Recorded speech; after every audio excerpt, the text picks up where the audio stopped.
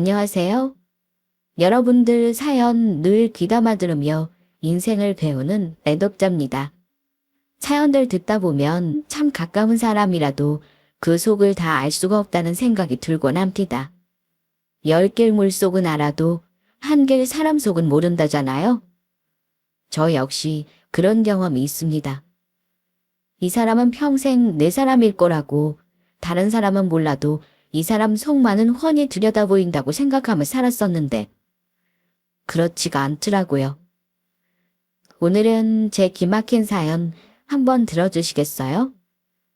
저는 대학을 졸업하자마자 곧바로 취업을 했습니다. 어릴 적부터 일찍 사회생활을 하는 게 꿈이기도 했고 공부보다는 돈을 벌고 싶다는 욕심이 컸거든요. 그 중에서도 꽃에 관심이 많아서 첫 직장은 큰 화훼단지에서 일을 하기도 하고 돈을 좀 모은 다음에는 본격적으로 플로리스트 공부를 시작해서 행사장이나 호텔 결혼식 등 다양하게 경험을 쌓은 뒤 약 10년 만에 꿈에 그리던 저만의 매장을 열게 되었습니다. 남편을 만나게 된 것도 창업을 한 이후의 일이었어요.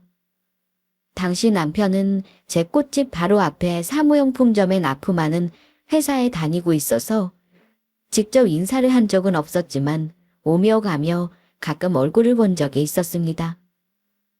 그러던 어느 날 남편이 사무용품점이 아닌 저희 꽃집으로 들어왔습니다. 어서 오세요. 찾으시는 꽃이 있으신가요? 저 처음 보는 사람에게 좋은 인상을 줄 만한 꽃이 있을까요? 속으로 소개팅이라도 나가는 모양이다 생각하며 적당한 꽃을 골라 포장해 주었습니다. 그랬더니 이 남자 대뜸 꽃다발을 제게 내밀더군요. 저 이 앞 사무용품점에서 납품하는 일을 하는 사람인데요. 여기서 일하시는 걸 보고 첫눈에 반했습니다. 온 얼굴이 터질 듯이 시뻘개져서는 제 눈도 못 마주치고 소리치는 남편 때문에 깜짝 놀랐지만 기분은 나쁘지 않았어요. 오며 가며 저도 남편에게 눈길이 가던 차였습니다. 그렇게 저희의 연애가 시작되었고 머지않아 결혼 이야기까지 오가게 되었습니다. 남편은 요령이 없는 사람이기는 했지만 자기 나름대로는 제게 최선을 다해 신경 쓰고 있다는 게 눈에 보이는 사람이었습니다. 센스가 좀 부족하긴 했지만 그래도 그때는 무슨 생각을 하는지 눈에 훤히 보이는 사람이라는 생각이 오히려 마음에 들었어요. 적어도 살면서 나에게 사소한 거짓말을 하더라도 금세 들통나고 말 사람이니 크게 속썩일 일은 없겠다 싶었죠. 무엇보다 저희 부모님에게도 참 지극정성이었습니다. 저희 부모님은 제가 독립한 이후로 조금 이르게 은퇴하시고 도시 생활을 정리하신 후에 신도시 인근의 한적한 농촌 마을에 정착하셨습니다. 남편은 작은 소일거리 삼아 부모님이 시작하신 밭일도 돕고 항상 손 가는 데가 많은 시골집도 함께 뚝딱뚝딱 고쳐가며 저희 부모님의 점수를 땄습니다. 처음에는 갑작스럽게 등장한 딸의 남자친구에게 어색해하시던 부모님께서도 두 팔 걷어붙이고 싹싹하게 일선을 돕는 남편에게 금세 정을 붙이셨습니다. 그렇게 저희는 제 꽃집에 있는 동네에서 신접사님을 차리게 되었습니다. 결혼 이후에도 저는 의욕적으로 꽃집 일을 계속했습니다. 제 꿈은 행사 일을 더 늘려서 그때보다 가게 규모를 더 늘리는 거였거든요. 남편은 여전히 사무용품 납품 직원으로 열심히 일하고 있었습니다. 남편은 아예 퇴근을 저희 꽃집으로 했습니다. 그 무렵에는 퇴근 후 남편과 제 미래 계획에 대해 조잘조잘 떠들어대며 함께 집으로 귀가하는 것이 삶의 낙이 되었습니다. 가게가 더 커지면 더 큰 나무로 디스플레이를 할 거다. 지금처럼 나 혼자서 일하는 게 아니라 플로리스트도 여러 명 더 고용해서 협업을 할 거다. 조금은 뜬구름 잡는 소리처럼 들리는 말들도 신이 나서 말하곤 했죠. 항상 제 말을 귀담아 들어주며 열심히 맞장구 쳐주는 남편 때문에 더 신이 나서 그랬던 것도 같아요. 자기 가격 확 적으면 말이야. 나도 자기랑 같이 일할까? 응, 자기 회사는 어쩌고? 자기도 그렇게 큰 플라워숍 대표님이 되었는데 일손이 더 많이 필요하지 않겠어? 이런 가게에서는 힘쓰는 사람도 필요할 거고. 어때? 내가 딱이지 않아? 남편 말이 그냥 농담인 줄 알고 제가 깔깔대며 말했습니다. 뭐래? 꽃이라고는 하나도 모르면서. 내가 생각에서는 진짜 제대로 된 전문가들만 딱 골라서 아주 어벤져스로 만들 거야. 왜? 나도 배우면 되지. 아이고, 이 일도 보이는 것처럼 쉬운 일이 아니랍니다. 따박따박 월급 나오는 귀한 직장 두고는 쉰소리는. 그렇게 지나가는 말처럼 나오는 소리에 한바탕 웃어넘기고 넘어갔습니다. 이후로도 몇 번 더 비싼 대화가 오가긴 했는데 그 당시만 해도 저는 남편이 직장 관둘 생각을 할 거라고는 꿈에도 모르고 있었기에 여전히 농담인 줄로만 알았어요. 그러던 어느 날 갑작스럽게 가게 건물주로부터 임대료를 올리겠다는 통보를 받게 되었습니다. 그해 임대료는 동결될 거라고 생각했던 탓에 저는 생각지도 못한 지출을 하게 되어 크게 당황했습니다. 그래서 문제가 생기면 항상 그랬듯이 이번에도 남편에게 임대료 문제를 상의하게 되었죠. 가게 건물 주인이 갑자기 임대료를 올려달래. 올 초에 봤을 때만 해도 임대료 동결해 줄 것처럼 얘기하길래 당연히 그럴 줄 알고 따로 여유 자금도 안 마련해뒀는데 갑자기 어떡해. 부모 자식 간에 무슨 임대료를 올려? 장인 장모님 갑자기 급 좀 필요하시대? 갑작스럽게 제 부모님을 언급하는 남편의 똥딴지 같은 소리에 오한이 벙벙해졌습니다. 임대료 올랐다는 얘기에 제 부모님이 갑자기 왜 소환됩니까? 저는 어이가 없어 남편에게 되물었습니다. 자기 갑자기 그게 무슨 소리야? 가게 임대료 올린다는데 우리 엄마 아빠 이야기가 왜 나와?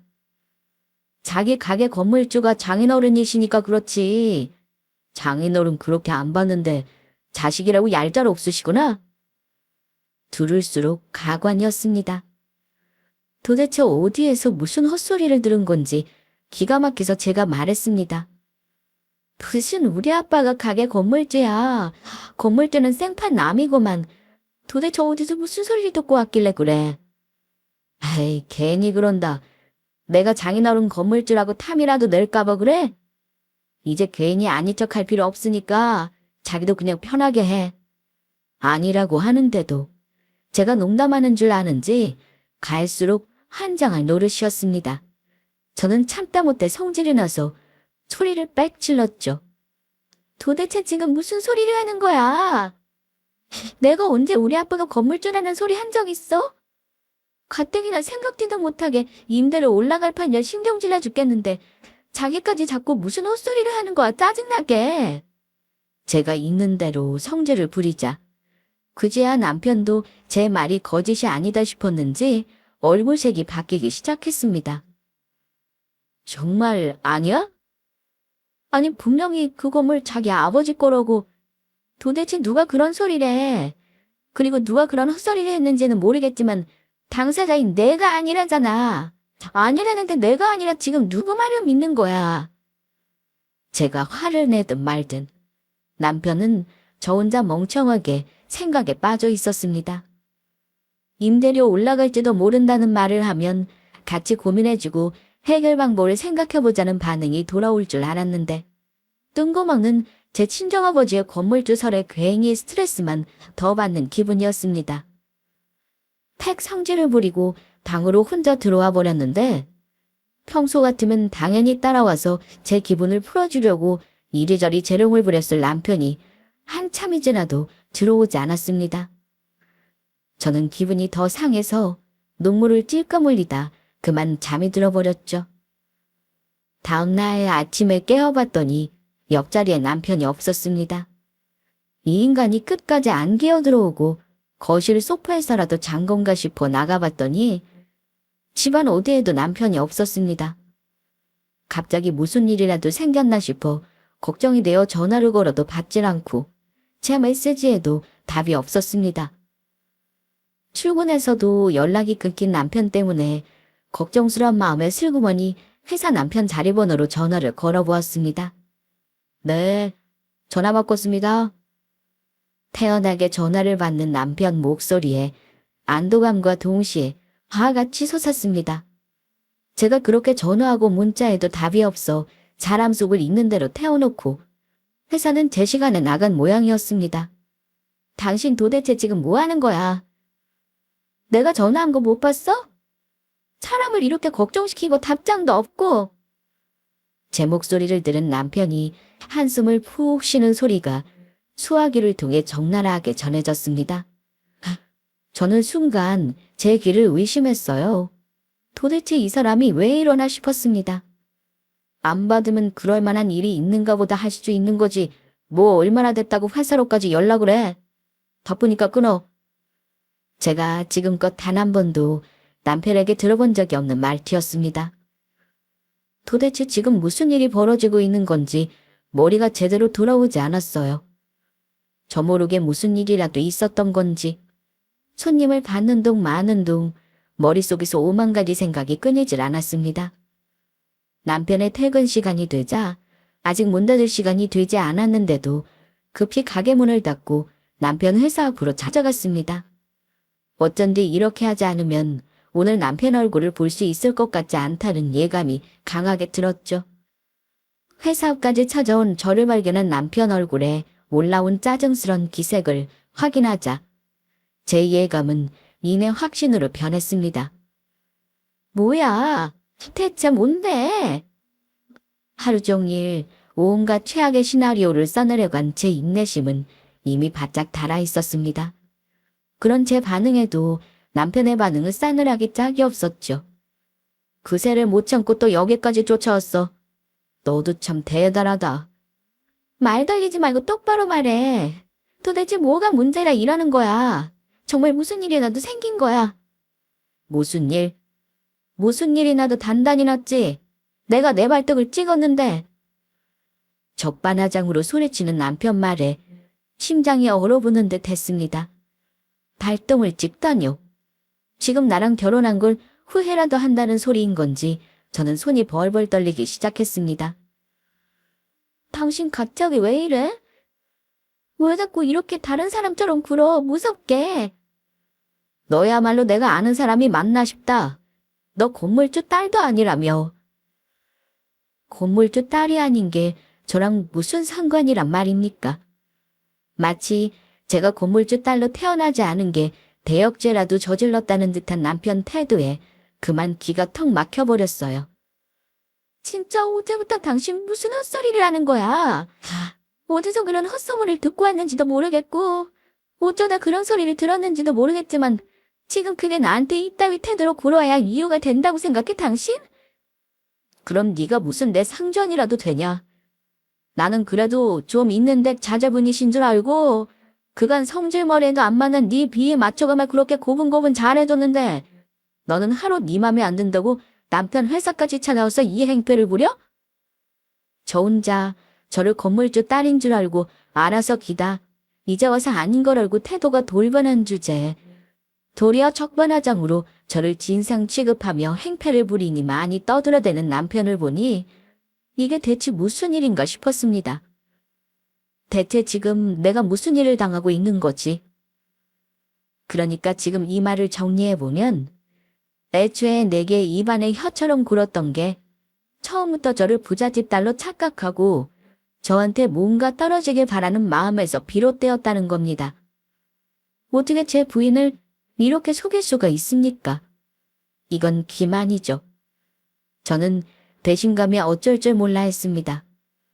그럼 너 처음부터 내가 돈 좀 있는 줄 알고 일부러 접근한 거니? 내가 너한테 언제 부잣집 딸이라고 한 적 있어? 또 어떻게 나한테 이럴 수가 있어? 너 처음부터 나 속인 거야. 어? 정신 놓고 악을 쓰며 남편을 붙잡고 흔들었습니다. 짜증스럽게 제 팔을 쳐낸 남편이 차갑게 말했습니다. 속긴 내가 속은 기분이다. 나도 생각 정리 좀 해야겠어. 당분간 나 건드리지 말고 좀 놔둬. 하늘이 무너지는 기분이었습니다. 저를 내버려 두고 뒤도 안 돌아보고 미련 없이 자리를 뜨는 저 사람은 대체 누구일까요? 저는 어떻게 해야 할지 몰라 막막한 가슴을 부여잡고 몸 놓아 울었습니다. 그날 밤 늦게 돌아간 집은 텅 비어 있었습니다. 그새 남편이 집에 들렀던 모양인지 자주 입는 옷가지 몇 개가 보이지 않았습니다. 옷장 속의 텅 빈 옷걸이가 마치 제 신세와 닮아 서러운 마음이 울컥 올라왔습니다. 누구에게라도 털어놓고 붙잡고 울고 싶은 심정이었지만 대체 누구에게 이런 꼴을 보일 수 있으며 누구에게 이런 수치스러운 일을 털어놓는단 말입니까? 덩어리 냉가슴 앓는 심정으로 그렇게 며칠을 끙끙 앓았습니다. 안 좋은 일이 겹치는 법인 걸까요? 하필 이런 일을 당하고 남편 없는 집에 덩그러니 혼자 남겨져 있는데 새벽에 급히 연락을 받았습니다. 저희 친정어머니였어요. 얘 어떡하니? 아버지가 쓰러지셨다. 아버지는 평소 강골이셨습니다. 생각지도 못한 변에 정신없이 병원으로 달려갔습니다. 아버지는 이미 의식이 없으셨습니다. 급성 심근경색이었습니다. 항상 건강하셨던 아버지였기에 무력하게 누워 축 처져 있는 아버지 모습이 그렇게 충격적일 수가 없었습니다. 어머니는 이미 넋이 나가 있으셨어요. 미처 정신을 차리기도 전에 의료진으로부터 아버지께서 오늘 밤을 넘기지 못하시면 소생이 힘들다는 말을 듣게 되었습니다. 그야말로 청천벽력이었습니다. 의료진의 말에 거의 정신을 놓으려는 어머니를 간신히 보호자 침대에 뉘어놓고 저는 병실 복도로 나왔습니다. 제가 있는 집 딸이 아니라는 걸 알고 마치 다른 사람처럼 태도가 돌변했던 남편의 마지막 모습을 떠올리자 이가 갈렸지만 그래도 남편과 아버지가 서로 죽이 잘 맞았던 것을 떠올리지 않을 수가 없었습니다. 물론 남편이 순수한 마음으로 저희 아버지께 잘 대해준 것이 아니라는 것을 머리로는 알고 있었으나 저로서도 이제 막 사실을 알게 된 터라 마음은 갈피를 잡기가 힘들었습니다.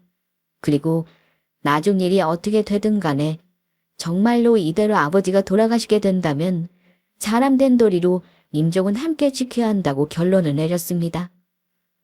그러고 나서 며칠 동안은 제가 연락을 해도 받지 않은 사람이었기에 정말로 내키지 않았지만 저는 시어머니께 전화를 걸었습니다.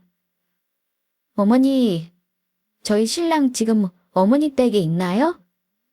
참 빨리도 물어보는구나.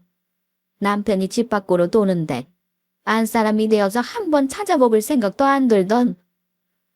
제게 항상 상냥하시던 시어머니의 차가운 말투에 두 모자가 합심해서 있는 집 딸 한번 뜯어먹을 생각에 만만했구나 싶었습니다.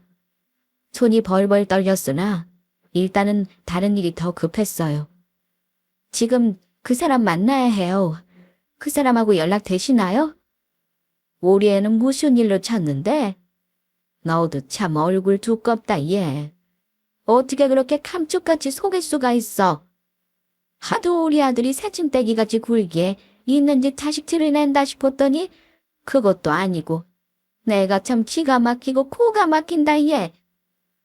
속이긴 누가 누굴 속입니까? 어처구니 없는 누명에 오장육부가 뒤집어질 듯 했지만 더는 헛소리를 듣고 있을 시간이 없었습니다. 어머니, 지금 저희 아빠 쓰러지셔서 병원이에요. 상황이 많이 안 좋아요. 어쩌면 오늘 밤에 돌아가실 수도 있대요. 그래도 그 사람이 하나 있는 사위인데 장인어른 인정은 봐야죠. 그 사람 좀 보내주세요. 네? 한껏 비꼬던 시어머니도 갑작스럽게 사돈이 돌아가실지도 모른다는 소리를 듣자 그만 기세가 주춤해졌습니다. 내가 연락을 넣긴 하겠는데 며칠 전에 오고 나서 나도 못 봐서 어떻게 장담은 못하겠다. 너도 연락 한번 더 넣어보든가. 그렇게 시어머니와의 통화를 마무리하고 다시 한번 남편에게 전화를 걸어보았지만 역시나 받지 않았습니다. 저는 마지막으로 문자를 남겼죠. 지금 아빠 위독하셔서 병원이야. 우리한테 뭘 기대하고 한 결혼인지는 알겠는데 그래도 마지막으로 사람 도리는 해줬으면 좋겠어. 당신이 사위인데 그래도 임종은 지켜야지. 문자 확인하면 꼭 좀 와줘. 그렇게 피가 마르는 밤이 시작되었습니다. 제발 다시 소생하시길. 온갖 신을 다 부르며 빌고 또 빌었지만 불행히도 아버지 병세가 호전되는 기미는 보이지 않았습니다. 그렇게 애를 태우는 와중에도 남편이 왔는지 끊임없이 엘리베이터 쪽을 돌아보았으나 기다리던 남편은 끝내 나타나지 않았습니다. 그렇게 그 다음날 새벽 아버지께서는 마지막까지 제 하나뿐인 사위의 얼굴을 보지 못한 채 숨을 거두셨습니다. 도대체 내게 왜 이런 일이 생기나 속으로 이 말만 수천 번은 중얼거린 것 같습니다. 저나 어머니는 물론 소식을 듣고 급히 달려온 언니 내외에게도 갑작스럽게 짝이 없는 일이었습니다. 정신을 차리지 못하는 새 모녀를 형부가 가진애를 쓰며 돌보았습니다. 그 와중에도 남편의 모습은 보이지 않았죠. 저 처제, 동서는 왜 안 오는 거야? 이제 상복도 갈아입고 이름도 올려야 하는데. 차마 이 참담한 꼴을 전할 수가 없었습니다. 아무 말도 하지 못하는 저를 보고 형부도 무슨 일이 나도 단단히 났음을 짐작하셨는지 그저 제 어깨만 말없이 두드려 주셨어요. 그렇게 남편을 제외한 온 가족이 상복으로 한복하고 조문객을 받았습니다. 그렇게 반나절이나 지났을까? 드디어 남편이 시어머니와 함께 나타났습니다. 눈앞에 나타난 놈을 보자 너무 울어 탈진 직전이던 제 눈에서 불꽃이 피어오르는 것 같았어요. 기어이 제 장인의 임종도 지키지 않은 저 천인공노할 놈을 제 손으로 찢어버리고 싶었어요. 하지만 아버지의 장례식장이었습니다. 부들부들 떨리는 두 손을 있는 이껏 맞잡고는 놈에게서 눈을 돌렸습니다. 제부, 도대체 어디 있다가 이제야 와? 아빠가 막내 사이 보고 가야 한다고 얼마나 찾으셨는데. 이제야 나타난 남편을 보고 언니가 다시 오열하기 시작했습니다. 그 소리를 듣는 제 마음이 지옥 같았죠. 남편이 쭈뼛대며 제 앞으로 다가왔습니다. 전화 온 걸 늦게 봐서 아버지께 마지막 인사라도 제대로 올려. 저는 이를 악물고 말했습니다. 저놈을 어떻게 할지는 일단 아버지의 장례를 무사히 치른 뒤의 문제였습니다. 그 생각 하나만으로 간신히 눈앞의 남편을 견뎌냈습니다.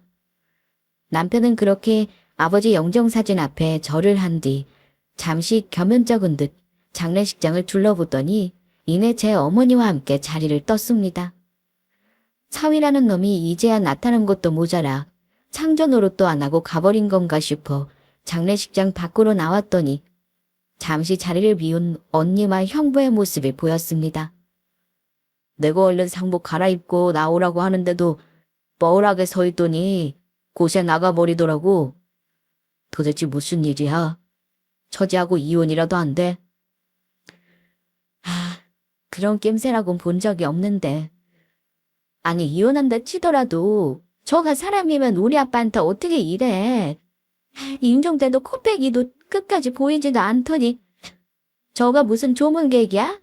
절만 올리고 나가버리게. 우리 아빠 불쌍해서 어떡해. 어떡해 여보. 형부와 언니가 하는 말을 몰래 숨어서 듣고 있자니 그만 제가 딱 죽고 싶은 심정이었습니다. 어떻게 사람이 이럽니까? 불과 며칠 전까지만 하더라도 세상 모든 사람들이 다 나를 속이고 기만해도 그 사람만큼은, 내 남편만큼은 세상의 끝에서라도 저의 편이 되어주리라 단 한치의 의심도 품어본 적이 없었습니다. 다른 사람 속은 알 수 없을지라도 저 사람 속마음만큼은 내 것처럼 볼 수 있다는 생각은 그저 오만일 뿐이었던 걸까요? 도대체 제 결혼은 무엇이었던 걸까요? 그 사람에게 저와 함께했던 시간이 정말 결혼이기는 했을까? 받아들일 수 없는 현실에 미쳐버릴 것 같았습니다. 차마 남은 가족들의 얼굴을 볼 낯도 없어 구석자리를 지키고 있기를 얼마나 되었을까? 아버지의 장례식이 끝나고 온 가족이 장지로 이동했습니다. 물론 이 자리에도 남편은 없었죠. 차라리 제가 과부라면 이렇게까지 비참하지는 않았을 겁니다. 남편이 있어도 있느니만 못한 이 상황이 아버지 마지막 가시는 길에 이보다 더한 고려가 있을까 싶어 그저 죄스러웠습니다. 저는 그 길로 가게를 닫고 어머니와 함께 부모님이 귀농하신 시골집으로 내려갔습니다. 아버지와 단둘이 사시던 집에 어머니 혼자 내려보내기가 영 마음이 놓이지 않기도 했지만 사실 저도 남편과 살던 집으로 차마 돌아갈 자신이 없었습니다. 집에 돌아가지 않았다는 건 남편에게 아예 전하지도 않았습니다. 제가 전하든 말든 저한테 그 정도의 관심이 남아있을지조차 알 수 없었죠. 지금은 그저 남편과 관련된 것은 다 뒤로 밀어놓고 모든 것을 잠시나마 잊고 지내고 싶었습니다. 갑작스런 아버지의 죽음에 가족 모두가 깊은 시름에 빠져 있었습니다. 특히 어머니께서 많이 힘들어하셨어요.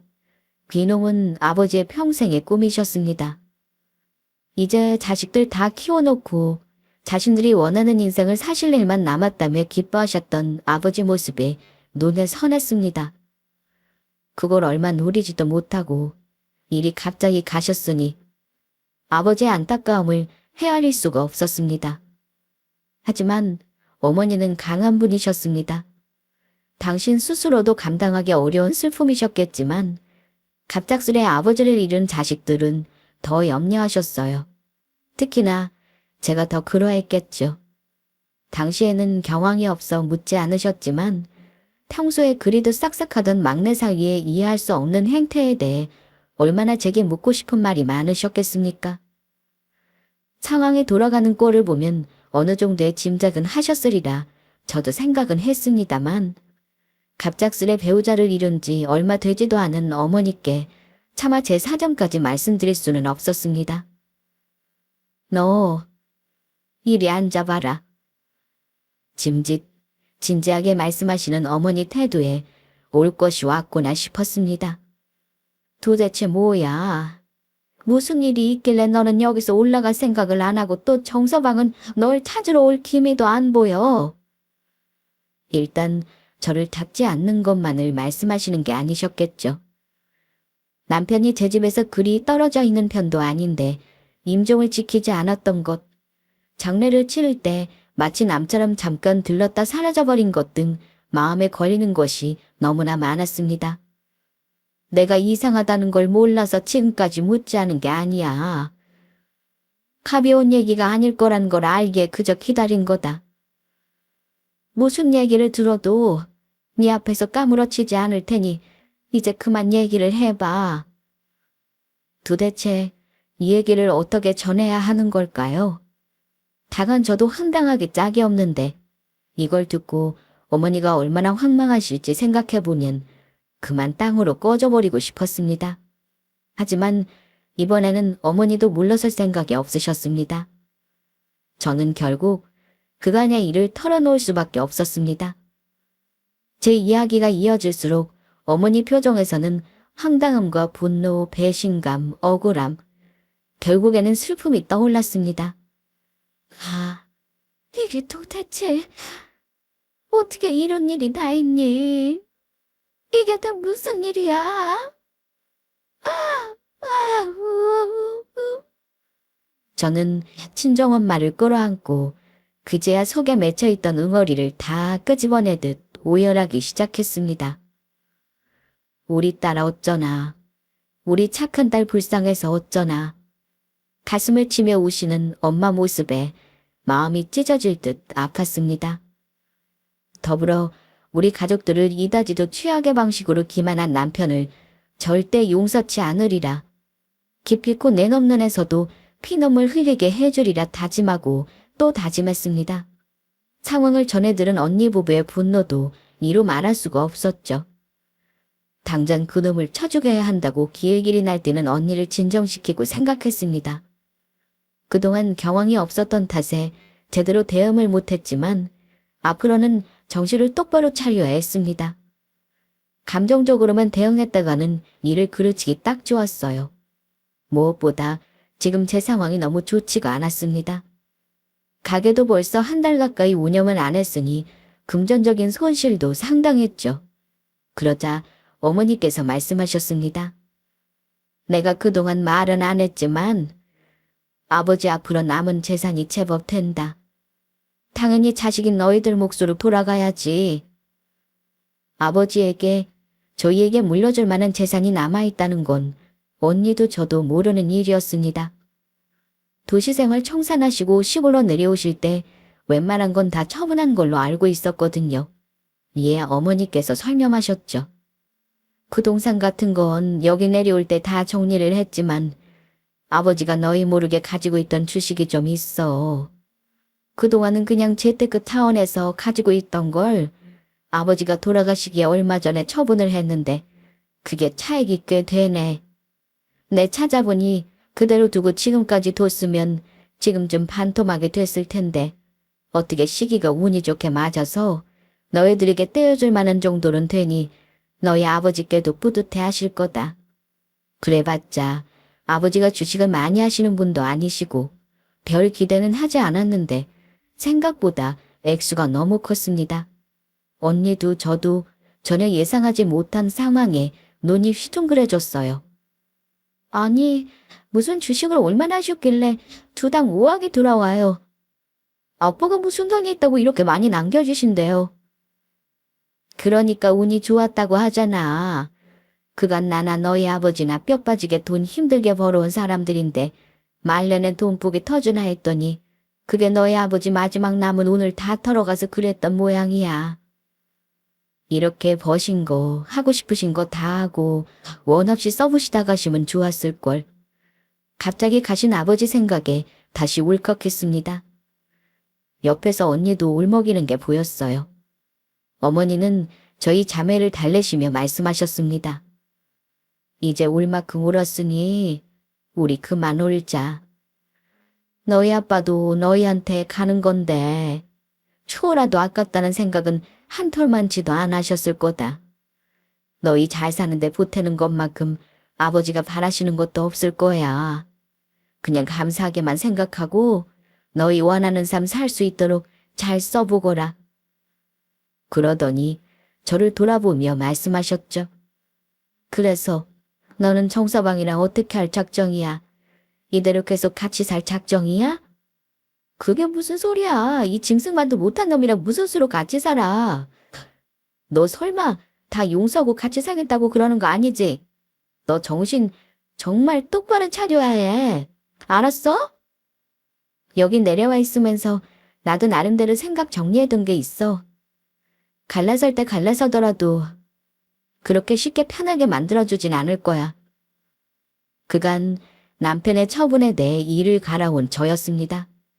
제 계획을 말씀드리자 언니도 어머니도 걱정스러웠지만 그간의 제 굳은 결심을 꺾으실 수는 없으셨어요.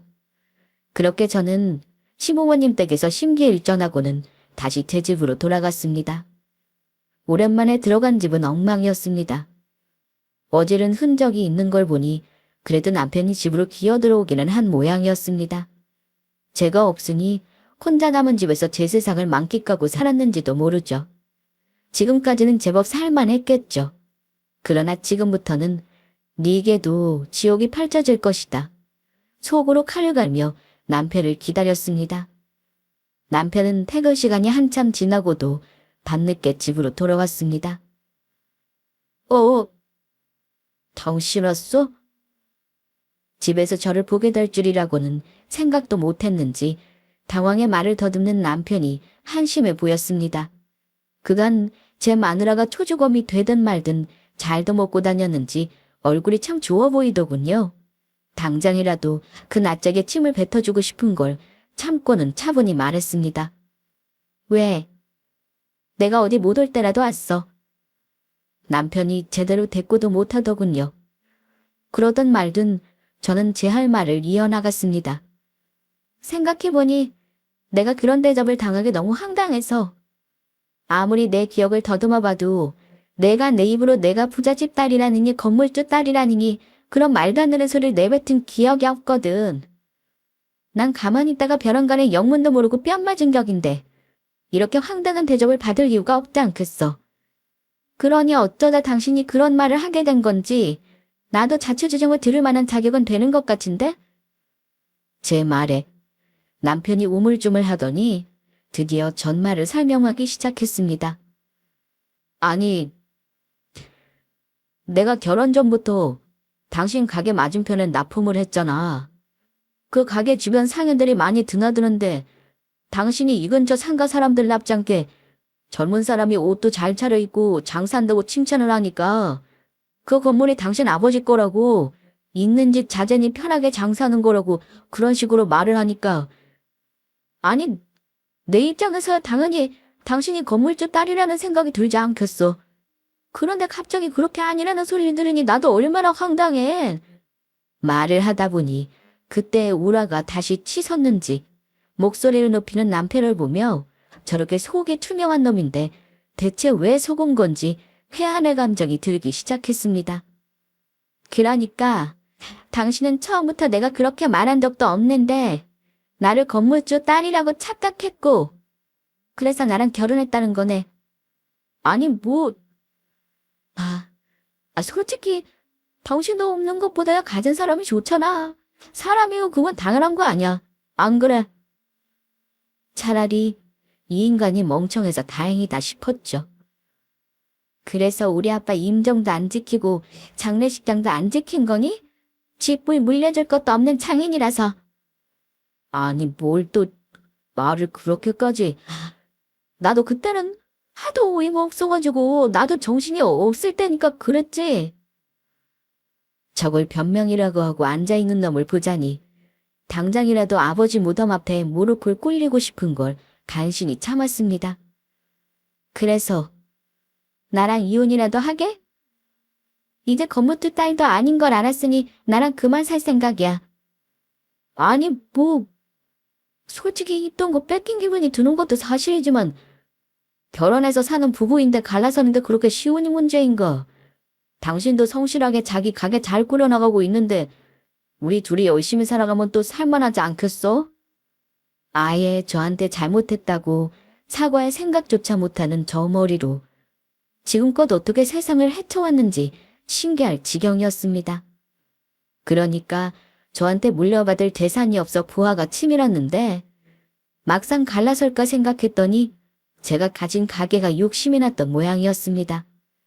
지금은 제가 경황이 없어 잠시 휴업 중이었으나 그간 쌓아올린 커리어로 가게 운영이 제법 잘 되는 편이었거든요. 결국 나는 여전히 저놈의 지갑인 거구나 생각하며 말했습니다. 그래, 이혼이 쉬운 일은 아니지. 하지만 나도 가만히 있다 뺨 맞은 격인데 당신은 예전처럼 대하기는 좀 힘들지 않겠어? 서로 좀 생각하는 시간을 갖는 게 좋겠어. 저도 일말의 양심은 있는지 남편은 따로 토를 달진 않더군요. 그렇게 저와 남편의 대면대면한 동거 생활이 시작되었습니다. 그동안 남편은 회사를 그만둘 헛바람이 채 꺼지지 않았는지 시어머니와 자주 통화를 주고받았습니다. 예전부터 느낀 거였지만 자영업에 대해서 아무것도 모르면서 사장님 소리는 듣고 싶은 모양이었는지 회사 그만두고 당신 가게에서 일하느냐 어쩌느니 소리도 자주 했었죠. 말이 제 가게에서 일한다는 거지 그게 점원으로 일한다는 거였겠어요? 쥐뿔도 모르면서 사장님 대접이 받고 싶은 거였겠죠.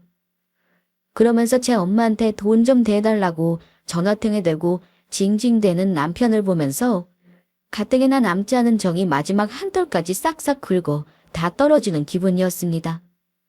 돈이라면 눈이 뒤집히는 건 모자가 똑같아서 쉽게요. 제 어머니의 지갑이 열리지 않자 짜증스러워하는 모습도 여러 번 보았죠. 그 꼴을 보며 저는 세워뒀던 계획을 좀 더 구체적으로 실현하기로 마음먹었습니다. 일부러 남편이 퇴근한 후에 보란듯이 저희 언니에게 전화를 걸었습니다. 오랜만에 다시 영업하려니까 쉽지가 않네. 일에 다시 적응도 해야 하니까 그때 말했던 가게 확장은 조금 뒤로 미뤄두고 진행하는 게 좋을 것 같아. 가게 확장이라는 말에 제 등주에서 남편이 솔깃해하는 게 느껴졌지만 짐짓 모르는 척 대화를 이어나갔습니다. 그렇지. 그게 뭐 돈이 한두 푼 들어가는 일도 아니니까 쉽게 결정할 문제는 아니잖아. 종잣돈으로 돈 5억이야 뭐 돈에 발이 달린 것도 아니고 가지고 있다가 확정할 때 쓰면 되는 거니까 그렇게 급할 것도 없고 5억 소리에 보나마나 남편 놈 눈이 튀어나올 것이 뻔히 보였습니다. 저는 그렇게 언니와 미리 말을 맞춰둔 통화를 마무리하고는 태연히 뒤를 돌아보았죠. 언제 왔어? 왔으면 왔다고 말을 하지. 당신 그 돈 얘기는 무슨 말이야? 5억. 아버지가 좀 남겨주신 게 있어서 당신 신경 쓸 거 없어. 속으로 니놈 온 신경은 이제 이 5억에 다 써보거라 빌며 아무렇지 않은 듯 말하고는 이내 자리를 떴습니다. 이제부터 남편의 머릿속은 저 5억을 대굴대굴 굴리느라 밤에 잠도 오지 않을 테죠? 그래, 어디 한번 그 기분을 실컷 느끼게 두고 저는 때가 오기만을 기다렸습니다. 기회는 생각보다도 빨리 찾아왔어요. 당연히 회사에 있어야 할 시간에 남편이 갑작스럽게 가게로 찾아왔습니다. 저는 놀란 티도 내지 않고 남편에게 말했습니다. 이 시간에 어쩐 일이야? 회사는? 나 회사 그만뒀어. 이 인간이 기어이 미쳤구나 싶었죠. 남편이 미끼를 물어도 제대로 물었구나 생각하며 놀란 척 물었습니다. 잘 다니던 회사를 갑자기 왜 그만둬? 앞으로 뭐 먹고 살려고? 엄마한테 카페 초기 창업 비용 받기로 했어. 어머니한테 그런 돈이 있었어. 일단 어머니한테 당장 필요한 거 받고 이것저것 들어갈 만한 건 당신한테도 여유 자금도 있고 하니까 일단 시작을 하는 게 중요하잖아. 그러고는 남편이 쓱 제 눈치를 살피더군요. 첫 천하의 도둑놈을 봐라 싶었지만 그저 남 얘기 듣는 듯 불어 대꾸하지 않았습니다. 그랬더니 멍청하게도 그걸 긍정의 신호로 받아들였는지 놈이 주절거렸죠. 성격에도 안 맞는 회사 다니는 거 끔찍했는데 내 인생이 이렇게 풀릴 모양이야. 이제 당신 남편 사장님 소리 들을 날도 머지 않았다고. 그날이 네 인생 종치는 날이다. 속으로 생각하며 비웃었습니다. 그날 저녁 시어머니로부터 제 아버지 장례식 이후로 처음으로 연락을 받았습니다. 예, 네 남편에게 소식 들었지? 나한테도 귀한 돈이다 그거. 내가 이렇게까지 했는데 너도 잊어버리면 안 된다? 구체적인 주어 목적어 다 빠져 있는데도 얘기가 어떻게 돌아가는 건지 뻔히 보였습니다.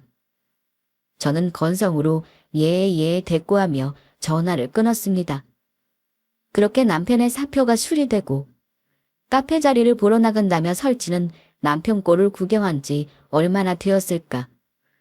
연락도 없이 남편과 시어머니가 집으로 들이닥쳤습니다. 그 꼴을 놀라지도 않고 보는 저에게 남편이 척척 걸어오더니 제 어미 앞에서 의기양양한 표정으로 처리봉투 하나를 제게 내밀더군요. 저는 팔짱을 끼고 서류 쪽으로는 눈길도 주지 않고 물었습니다. 뭐, 어쩌라고? 이거 엄마 집 계약서야. 오늘 계약했어. 그래서? 아니, 그래서가 뭐가 그래서야? 예, 카페 창업자금 해준다고 내가 미리 짐을 빼줬잖아. 새로 이사 갈 때 잔금 니들이 해주는 조건으로 빼줬으니 너도 약속 지켜야지. 그러니까 이 집 계약금 10% 뺀 나머지를 지금 저보고 내달라. 이 말씀이신 거죠. 엄마도 살 집은 있어야지. 급하게 돈 해주신다고 원래 받을 만큼도 제대로 못 받았어. 그러니 자식 된 도리로 더 넓은 집으로 옮겨드려야지. 저건 천치가 분명했습니다. 저 천치를 그래도 자식이랍시고 저 살던 집까지 빼준 시어머니도 참 대단하다 싶었습니다. 저는 둘을 번갈아 보다 비씩 웃으며 말했습니다. 내가 왜? 제 말에 둘 다 벙찐 표정으로 멍청하게 저를 쳐다보더군요. 내가 그걸 왜 해줘? 어머님이 내 가게 해주셨어요? 나 좋다고 뺀 집도 아닌데 그걸 내가 왜 해줘요? 당신 아드님한테 받으세요. 얘가 이제 와서 무슨 소리야? 왜 돈 받아놓고 말이 막혀? 무슨 말을 했다고 그러세요? 나 그런 얘기 들은 적도 없어요. 지들끼리 쑥덕쑥덕 해놓고 왜 나한테 와서 난리야. 당신, 그게 무슨 소리야? 당신 아버님한테 받은 돈 있잖아. 그거 다 어쩌어? 그걸 내가 구워 먹든 삶아 먹었든 그건 니놈이 신경 쓸 바 아니고 네 어머니니까 네가 모시고 살면 되겠다. 그치? 지금 무슨 소리라는 거야? 내 부모면 네 부모지. 나랑 이혼할 게 아니면 당연히 자식 노릇해야지. 그 미친 소리에 저도 그만 폭발하고 말았습니다. 젖 먹던 힘까지 다 짜내서 남편 놈의 기싸대기를 찰썩 소리가 나도록 후려쳤습니다. 남편이 갑작스런 일격에 제대로 서 있지도 못하고 휘청거렸습니다. 이 짐승만도 못한 놈아. 너는 내 아버지 네 아버지라고 생각해서 임종 때도 코빼기도 안 비쳤냐. 네가 그러고는 사람이야? 아버지 장례식 때 남편도 없이 혼자 서 있으면서 내가 이날만을 기다렸다. 알아? 이 천치 같은 놈. 네가 감히 나한테 그따위로 굴고도 네 놈하고 같이 살아줄 것 같다.